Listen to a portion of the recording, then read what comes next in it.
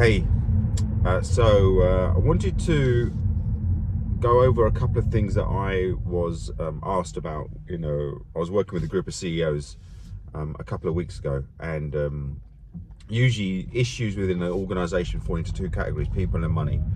Are the people performing at their best and producing and being productive, and as a result of all that activity and the system and process that we have in place, are we maximizing revenue streams and profits for the services and products? Apologies for the glare.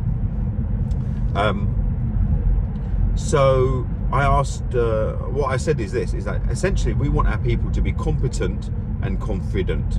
I've done a couple of videos on the difference between confidence and conviction, which you can look at, but essentially is confidence is sometimes determined by outside factors. We allow outside factors to determine our confidence, if we're getting good results in our businesses, in our personal relationships, etc., etc. But the problem with relying on things that are outside of control is exactly that, they're outside of control. So our confidence can fluctuate. There's very few people whose confidence is completely determined by their internal dialogue. And the second part is their competence and someone's competence to do the job. So in relation to confidence is have conviction around what you do. So you can control how much conviction you have by the intentions of your actions.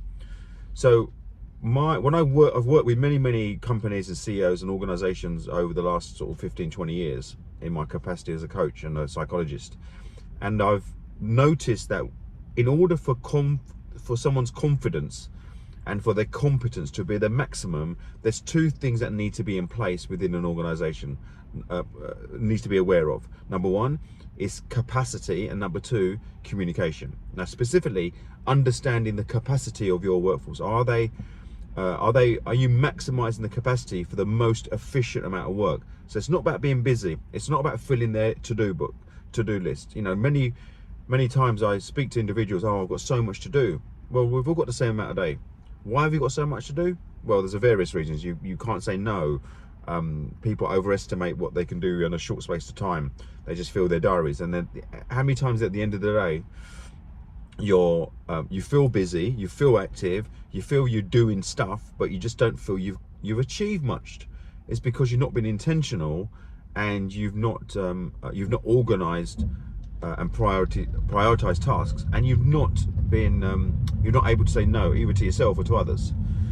And communication, communication happens in businesses, but the difference is this: communication happens whereby people are imparting information. Someone's telling somebody this and somebody else is they're replying, but there's no in-communication.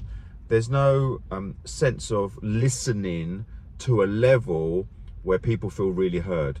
You listen to interrupt, you listen to confirm, you listen to have your say, but you don't listen to really understand. And when there's in communication, it's magical. So let me give you an example. Let's say on a Monday of a meeting and you're with the team, and there's a certain number of commitments that the people make to deliver on a Thursday. Is how do we understand capacity? A great question to ask is this: is there anything right now in your diary that will prevent you delivering that thing on Thursday? They look at their diary. No, there isn't. The second great question to ask is this: is there anything I can do to facilitate, to ensure that you will be able to deliver that thing on the Thursday? Again, you're giving them the opportunity to reach out to you. They say no. Great. So as you leave the meeting, there's a complete understanding of what's expected. You're managing the expectations, you're managing the capacity, and you're in communication. Now, I know life happens. Stuff happens like the blue. So Monday's that meeting, everything's hunky-dory, and there's no reason at that point why the thing should be delivered on the Thursday. But life happens on the Wednesday. Something happens completely unexpected, out of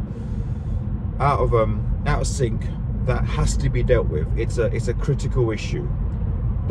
The issue then for the person who's delivering the project on the Thursday is they're now at a compromise whereby by paying attention to this thing on Wednesday, they're not going to deliver on Thursday. What doesn't happen at this point, and what needs to happen, is to be in communication. Not to think, oh God, hopefully I can get it done, or don't worry, I'll get it to them on Friday, they'll be fine. And then the other person's expectations are not met. So as soon as you know an original expectation is not met, an original agreement is not met, you need to be in communication. That works both ways, both from top down to bottom up. So at that point on Wednesday, what needs to happen is to be in communication to the individuals who expect that project to be delivered on Thursday. Right, this has occurred. Based on my current assessment, I'm not going to be able to deliver as promised on Thursday. Now you're in communication. Now a discussion takes place. In that discussion, one of three outcomes will occur. Number one, there's an agreement that the thing that's occurred on Wednesday needs to pay attention and set a new deadline for the project on Thursday. Number two, there's a compromise, or there's an exploration. Actually, if we can move this, if we can do this, if that can do this, both things can achieve. You can pay your attention on Wednesday, and you'll be able to deliver the thing on Thursday. The third outcome is actually, after the discussion on an agreement, that thing on Wednesday that's occurred isn't as critical or isn't a priority, and the original agreement is done. But all of that is done within communication. You don't assume anything.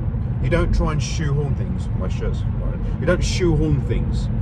You don't try and fit it in, and you don't rely on the apology.